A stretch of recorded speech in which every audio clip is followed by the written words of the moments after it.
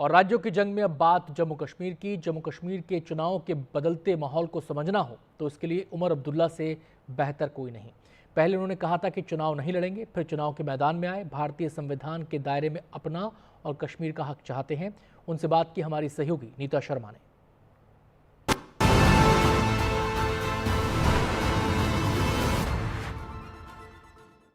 हिंदी में एक कहावत है, देर आए दुरुस्त आए। 10 साल बाद ही चाहे जम्मू कश्मीर में अब चुनाव हो रहे हैं, लेकिन हो जरूर रहे हैं। सब बहुत उत्साहित है। राजनीतिक पार्टियां तो अपनी तरफ से उत्साहित हैं ही, इवन जो लोकल पॉपुलेशन है यहाँ की वो भी बहुत उत्साहित है। उनका कहना है कि आखिरकार उन्हें अपनी नुमाइंदगी करने का मौका जो है वो मिलेगा। सर, सबसे पहले लोग यही सवाल कर रहे हैं ये जो अलायंस है उसको लेकर कि ये अलायंस काम कैसे करेगा। जैसे बाकी अलायंस काम करते हैं। हाँ। ये क्या आज़ादी के बाद पहली बार कोई पार्टी अलायंस कर रही है। पार्लियामेंट इलेक्शन के दौरान अगर तेलंगाना आंध्रा में इलेक्शन हुए उसमें बीजेपी और चंद्रबाबू नायडू साहब अलायंस में थे। किया उन्होंने।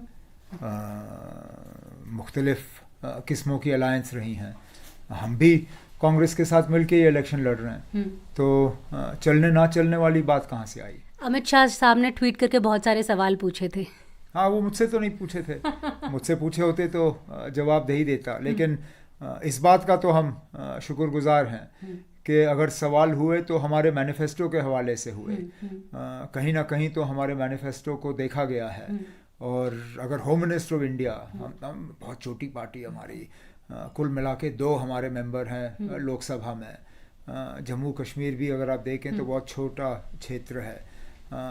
ऐसे हालात में होम मिनिस्टर ऑफ इंडिया साहब के तरफ से हमारे मैनिफेस्टो का जिक्र होना, और ना सिर्फ वो, उसके बाद शायद ही कोई बीजेपी का चीफ मिनिस्टर है जिसने हमारे मैनिफेस्टो का जिक्र करते हुए कांग्रेस से सवाल नहीं किए, गुजरात से लेके आसाम तक। ये तो मैं कहता हूँ हमारी खुशकिस्मती है कि इससे कम से कम लोगों को ये तो पता चला कि नेशनल कॉन्फ्रेंस ने लोगों के सामने एक अच्छा खासा मैनिफेस्टो रखा है। महबूबा मुफ्ती भी अपनी तरफ से कह रही हैं कि जब उन्होंने सरकार बनाई थी तब एजेंडा ऑफ अलायंस था, और उसके तहत उन्होंने साफ तौर पे जो है उसमें कहा था कि धारा 370 नहीं हटाई जाएगी। अलग अलग तरह की वो तर्क दे रही हैं। वो कह रही हैं कि ये वाला अलायंस का कोई एजेंडा नहीं है। एजेंडा फॉर अलायंस या गवर्नेंस का एजेंडा वो हुकूमत जब बनती है इलेक्शन के बाद, वो तब तय की जाती है। महबूबा मुफ्ती जी ने भी बीजेपी के साथ जब हाथ मिलाया था तो बेशक उनके एक पुराने साथी जो अब उनके साथ नहीं है पार्टी में, बुहारी साहब, उन्होंने तो कहा कि बीजेपी के साथ दरअसल पीडीपी के ताल्लुकात जो हैं इलेक्शन से पहले बने थे, लेकिन एजेंडा फॉर अलायंस इलेक्शन के बाद बना। अगर लोगों ने हमें कामयाबी बख्शी और हुकूमत करने का मौका मिला तो अगर हमें ज़रूरत पड़ी हम भी इस तरह का एक डॉक्यूमेंट तैयार करेंगे। सर, स्टेटहुड को लेकर अलग अलग बातें, हालांकि हर एक राजनीतिक पार्टी इसे एक मुख्य मुद्दा बना रही है। जब मैं लोगों से भी बात कर रही थी तो उनके जहन में भी ये स्टेटहुड को लेकर सबसे ज़्यादा सवाल है कि ये वापस कैसे आएगी। अब हम ले लेंगे वापस अगर केंद्र सरकार अपनी मर्ज़ी से दें तो बड़ी अच्छी बात है। क्योंकि अब ये वज़ीर आज़म, होम मिनिस्टर साहब, तमाम मिनिस्टर, चाहे पार्लियामेंट में या अपने पब्लिक स्पीचेस में, उन्होंने बार बार जिक्र किया है जम्मू कश्मीर का स्टेटहुड वापस लौटाने पर। यहाँ तक नहीं, सुप्रीम कोर्ट में भी जब 370 को लेके वहाँ केस चल रहा था, उस दौरान भी गवर्नमेंट ऑफ इंडिया की तरफ से सुप्रीम कोर्ट को ये यकीन दिलाया गया है कि जम्मू कश्मीर को रियासत का दर्जा जो है वापस दिया जाएगा। इसलिए मैं कहता हूँ अगर वो अपनी मर्ज़ी से नहीं देते, अगर वो हमें मजबूर करते हैं तो हम सुप्रीम कोर्ट जाके ये वापस ले लेंगे, लेकिन लेंगे वापस ज़रूर। और इसकी शुरुआत इस जम्मू कश्मीर के असेंबली से होगी। सर, जिस तरह से ये जो रीऑर्गेनाइजेशन एक्ट्स के जो और पावर्स जो हैं वो इन्हांस किए गए हैं, एलजी को ज़्यादा पावर्स जो हैं वो दी गई हैं। डे बिफोर येस्टरडे हम महबूबा मुफ्ती जी को सुन रहे थे, वो कह रही थी कि अभी अगर सरकार बन भी जाती है जिस पार्टी की भी, तो सरकार के पास इतनी भी पावर नहीं होगी कि वो अपना पीएन तक चेंज करवा पाए। चलिए वो ठीक है। हमने कब कहा कि हम उस सरकार को 5 साल बर्दाश्त करेंगे। हम तो आते ही अपने पावर्स वापस लेने की बात करेंगे। हम तो मान के चल रहे हैं कि जल्द से जल्द हमें पावर्स वापस मिल जाने चाहिए और वो तमाम पावर्स जो एलजी के पास रखे गए हैं उन्हें हम वापस लेंगे। लेकिन चलिए तब तक अगर उसमें कुछ वक्त लग भी जाए, लेकिन ऐसा भी नहीं है कि हम कुछ भी नहीं कर सकते। हमने जानबूझ के अपने मैनिफेस्टो में ऐसी बातें की हैं जिसके लिए हमें एलजी साहब की ज़रूरत नहीं पड़ेगी, जो आज भी डिस्ट्रीब्यूशन ऑफ पावर्स के तहत यहाँ के इलेक्टेड गवर्नमेंट की जिम्मेदारी होगी। और तो और जैसे मैंने कहा, इस असेंबली को और ताकतवर बनाने की शुरुआत जो है वो इस असेंबली से होगी। सर, आज सुबह मैं यंग लॉयर्स से बात कर रही थी, स्पेशली द वुमेन लॉयर्स, तो वो एक बात की और मेरा ध्यान खींच रही थी कि अभी हाल फिलहाल में हमने देखा है कि पीएस से रिलेटेड केसेस जो हैं वो ज़्यादा बढ़ गए हैं और इस तरह के लॉयर्स को भी बुक किया जा रहा है, स्पेशली वो कह रहे थे। तो उनका ये कहना था कि जैसे महबूबा मुफ्ती की सरकार में तो कई एफआईआर्स जो हैं वो वापस ली गई थी, तो क्या जो नई सरकार आती है, अगर आपकी सरकार आती है, तो आप भी इसकी तरफ कोई कदम उठाए? उन्होंने कौन से केसेस वापस लिए? उनके दौर में तो केस ही केस लगे। जिस बरकती ने इलेक्शन लड़ने की कोशिश की और उनके कागज़ नामंजूर किए गए, उस पर महबूबा जी ने बड़ा शोर मचाया, लेकिन वो बताना भूल गई कि पीएसए में बंद करने वाले वही थे। महबूबा जी की हुकूमत में ही सजन बरकती को पीएसए के तहत गिरफ्तार किया गया, तो कम से कम लोगों को वो भी याद दिलवा देती। लेकिन चलिए छोड़े, नहीं किया उन्होंने। जहाँ तक पीएसए का सवाल है, हमारे मैनिफेस्टो में ये बात तय है कि अगर हमारी हुकूमत बनी, हम पीएसए का कानून जो है यहाँ के स्टैट्यूट बुक से उठा देंगे। पीएसए का कानून जम्मू कश्मीर में रहेगा नहीं। सर, इस बार जो है अलगाववादी नेता भी बहुत जो हैं वो पार्टिसिपेट कर रहे हैं। जमात के 3 लोग जो हैं वो पार्टिसिपेट कर रहे हैं। इंजीनियर रशीद की पार्टी जो है वो पार्टिसिपेट कर रही है। तो आप कैसे देखते हैं कि ये जो चेंज इन डायनामिक्स हो रहा है पॉलिटिक्स में, specially, how do you view it? अच्छी बात है। हर किसी को जमहूरियत में हिस्सा लेना चाहिए, डेमोक्रेसी का जो है हिस्सा बनना चाहिए, इलेक्शनों में हिस्सा लेना चाहिए। हम तो कभी इस सिलसिले से पीछे हटे नहीं और हमने उसके लिए मार खाया। हमने हमेशा इस मुल्क के साथ अपना रिश्ता कायम रखने की बात की। हमने कभी ये नहीं कहा कि जम्मू कश्मीर का मसला जो है वो हिंदुस्तान के आइन के बाहर इसका हल निकल आएगा। हमने जब बात की तो जिस तरह वाजपेयी साहब कहते थे, इंसानियत, जमहूरियत, कश्मीरियत, हमने इन चीज़ों पे भरोसा किया। जिन लोगों ने 30-35 साल यहाँ पे तबाही लाई, जिन लोगों ने हमेशा ये कहा कि जम्मू कश्मीर जो है वो हिंदुस्तान का हिस्सा नहीं है, आज अगर वो हमारी बात मानने के लिए तैयार हो के इलेक्शन लड़ते हैं तो बड़ी अच्छी बात है। लेकिन कम से कम हम उनसे ये तो सुनना चाहेंगे कि जो 30-35 साल खून खराबा हुआ, ये किस लिए हुआ? आखिरकार इस खून खराबे ने हासिल क्या किया? इतने सारे, आप हज़ारों में गिने, लाखों में गिने, लेकिन लोग मरे, यहाँ हमारे कब्रिस्तान भरे गए, तबाही हुई, इतने घर उजड़ गए, आखिर किस लिए? लेकिन चलिए, आए मैदान में, अच्छी बात है। मुझे सिर्फ अफसोस इस बात का है कि जिस जमात इस्लामी का आपने जिक्र किया, उनके ऊपर जो बैन उठना था ताकि वो अपने नाम पे, अपने सिंबल पे लड़ते, वो नहीं हुआ। लेकिन इंडिपेंडेंट कैंडिडेट के तौर ही अगर वो इलेक्शन लड़े तो वो भी ठीक है। सर, जो धारा 370 है उसे लेकर आपके ऊपर बहुत अटैक किए गए, हर बात के ऊपर आपको अटैक किया गया, लेकिन हमेशा हमने देखा कि जो सेंटर है वो अपने गोल पोस्ट चेंज करता रहा। पहले बोलता रहा कि इसके तहत टेररिज्म आता है, अलगाववाद आता है, और अब कह रहा है कि जैसे अब ख़त्म हो गया है तो अब ज़्यादा चुनाव, जैसे लोकसभा में वो बोल रहे हैं कि 50 से 60% पोलिंग हुई थी और अब इस बार और ज़्यादा होगी। तो आपको क्या लगता है कि जो धारा 370 थी वो मेन हर्डल थी, बिकॉज इलेक्शंस में लोग पार्टिसिपेट नहीं कर रहे थे? बंदूक हर्डल थी, डर हर्डल था, लोगों में एक खौफ डाला गया था। मुझे वो इलेक्शन याद हैं जबकि वोटरों को रोकने के लिए या डराने के लिए शहर के चौक में रेड़ों पे टीवी डाले जाते थे और ये ऐलान होता था कि जो सबसे पहले जाके वोट डाले वो आके ये टीवी ले ले, ये जानते हुए भी कि टीवी को हाथ लगाने वाले को जो है मार दिया जाएगा। 370 इलेक्शन में हिस्सा लेने में कोई रुकावट नहीं थी। अगर रुकावट होती तो बंदूक आने से पहले हमारे सारे इलेक्शन फेल हुए होते, लेकिन 1990 से पहले जितने इलेक्शन हुए उनमें से कौन सा ऐसा इलेक्शन था जो नाकामयाब था? लेकिन वो सारे इलेक्शन 370 के तहत हुए।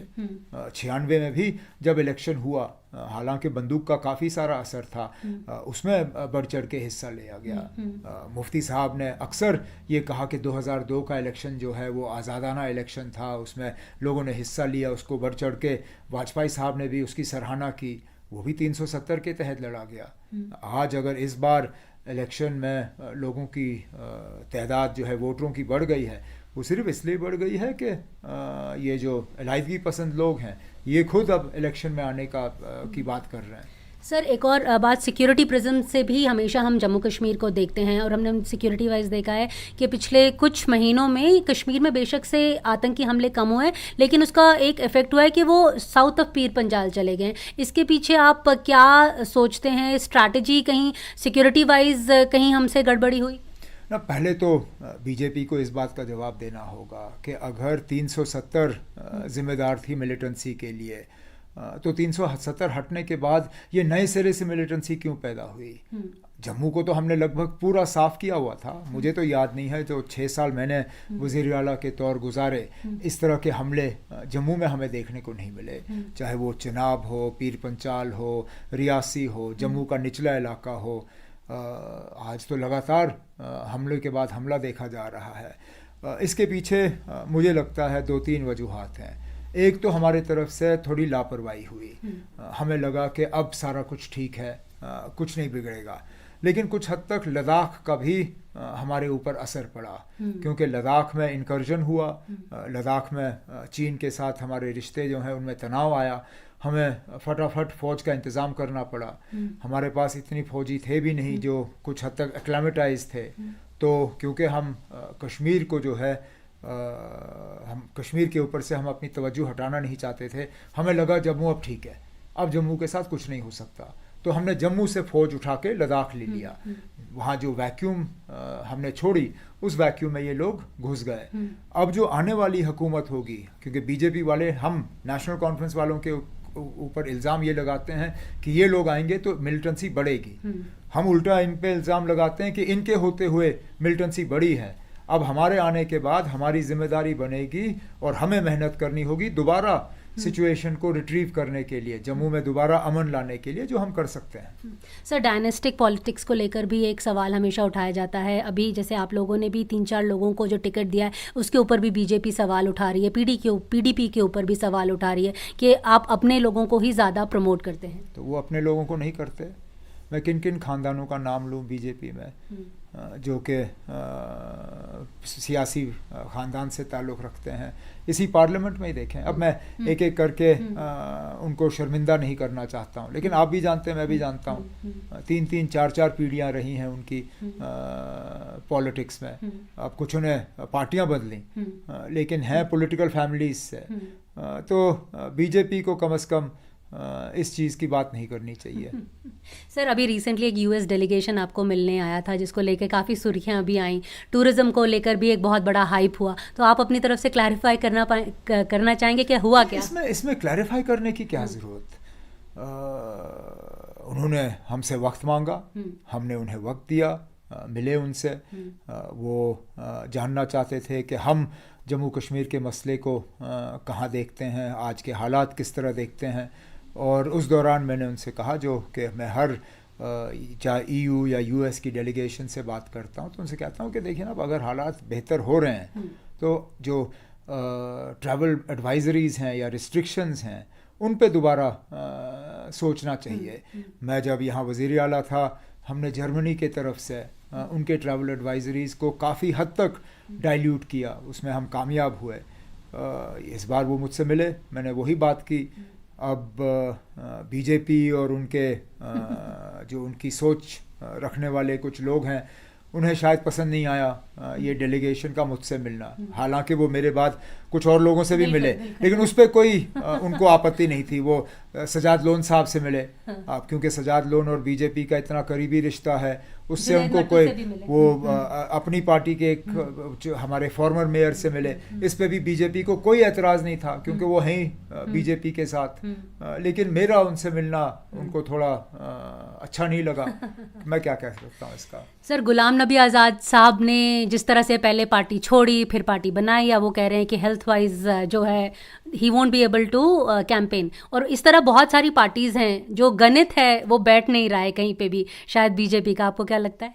अब एक तो पहले मैं आज़ाद साहब को, हालांकि पिछले कुछ महीनों से हमारे रिश्तों में काफ़ी खटास आई है, उन्होंने व्यक्तिगत रूप से कुछ ऐसी बातें मेरे बारे में और फारूक साहब के बारे में की जो कि शायद उनको नहीं करना चाहिए था, लेकिन उसको एक तरफ रखते हुए हमारे पुराने ताल्लुकात हैं उनके साथ, और अगर उनकी तबीयत नासाज हैं, अगर वो इस पोजीशन में नहीं है कि वो यहाँ आके कैंपेन भी कर सकें, जो कि एक सियासतदान के लिए बहुत बड़ी चीज़ है कैंपेन ना करना, तो हम तो यही दुआ करेंगे कि वो जल्द से जल्द सेहतियाब हो, उनको वो पूरी सेहत मिले और वो दोबारा सियासत में कूद जाएं। लेकिन जहाँ तक उनकी पार्टी का सवाल है, मुझे अफसोस है, मुझे हमदर्दी है उनके कैंडिडेट्स के लिए, क्योंकि उन्होंने कागज़ भरे, इलेक्शन की तैयारी की, इस इंतज़ार में कि आज़ाद साहब आएंगे और उनके लिए वोट मांगेंगे। अब कुछ हद तक वो ऑर्फन हो गए हैं और उनको अकेले ये इलेक्शन लड़ना होगा। मुझे लगता है कुछ उनमें से ऐसे भी हैं कि अगर उनको ये मालूम होता कि ये होने वाला है, वो शायद कांग्रेस में आ जाते या हमारा दरवाज़ा खटखटाते। लेकिन चलिए, जो हुआ सो हुआ। और अपनी पार्टी की तो हालत ही ख़राब है। अपनी पार्टी की हालत ख़राब है। उसको अब मैं मजाक में ही कहूँ तो आम तौर पे अब जब उस पार्टी का यहाँ पे जिक्र होता है तो कहते हैं एक पीर और चार मीर, क्योंकि उसमें और कोई रहा नहीं। एक अल्ताफ़ बुखारी साहब हैं और चार मीर ख़ानदान के हैं, टंगमर्ग से, ये रफ़ियाबाद से, पहलगाम से और सोनवार से। पांचवा आपको उस पार्टी में कोई मिलेगा नहीं। ठीक है सर, एक और क्वेश्चन जो युवा वर्ग, because I was speaking to lot of youngsters, तो वो रोज़गार को लेकर बहुत बड़ा मुद्दा जो है वो हमेशा उठाते रहते हैं, और यहाँ पे जो यंग पॉपुलेशन है, जैसे ईसी के जो डेटा है उसमें भी दिखा रहे थे कि जिनका उम्र 21 से 29 साल है, अबाउट 20 lakhs है apparently, and first time voters are around 3 to 4 lakhs। तो उनके लिए आपकी पार्टी किस तरह से उनका फ्यूचर इनहांस करने की या क्या सोच रही है? हमने जानबूझ के अपने मैनिफेस्टो में बेरोज़गार नौजवानों के लिए और ख़ासकर नौजवानों के लिए एक अच्छा खासा हिस्सा उसमें रखा हुआ है, और अभी तो डिटेल में जाने की गुंजाइश है नहीं, लेकिन बेरोज़गारी को लेके उस पर हमने ज़िक्र किया है, पढ़ाई को लेके, एजुकेशन, तालीम। यहाँ पे नेशनल कॉन्फ्रेंस के जो फाउंडर हैं शेख अब्दुल्ला, उन्होंने यूनिवर्सिटी के लेवल तक फ्री एजुकेशन का ऐलान किया था। आहिस्ता आहिस्ता उस चीज़ को कम कर दिया गया है। हमने अपने मैनिफेस्टो में दोबारा ये वादा किया है यहाँ के यूथ के साथ कि हमारी हुकूमत बनेगी तो हम यूनिवर्सिटी के लेवल तक दोबारा फ्री एजुकेशन का सिलसिला जो है शुरू करेंगे। Another thing that उन्होंने पॉइंट आउट की थी स्वाभिमान की लड़ाई। उन्होंने कहा था कि हम आइडेंटिटी के लिए लड़ रहे हैं, अगेन स्टेटहुड की बात ही वो कर रहे थे। ना, वो तो है, हमारी आइडेंटिटी हमसे छीनी गई है। हम अपनी आइडेंटिटी वापस हासिल करना चाहते हैं। हमारी ज़मीनों को जो ख़तरा है, नौकरियों को जो ख़तरा है, कॉन्ट्रैक्ट्स को ख़तरा है, यहाँ तक कि हमारी दरियाओं से जब रेत निकाला जाता है उसका भी ठेका बाहर वालों को दिया जाता है। हमारे हाईवे पे जब टोल इकट्ठा किया जाता है उसका भी कॉन्ट्रैक्ट बाहर वालों को दिया जाता है। प्रोजेक्ट्स हमारे होते हैं, काम करने वाले बाहर से आते हैं। तो इन सब चीज़ों को लेके हम इनको दुरुस्त करेंगे। Thank you so much, sir, for talking to NDTV India. Thank you, sir.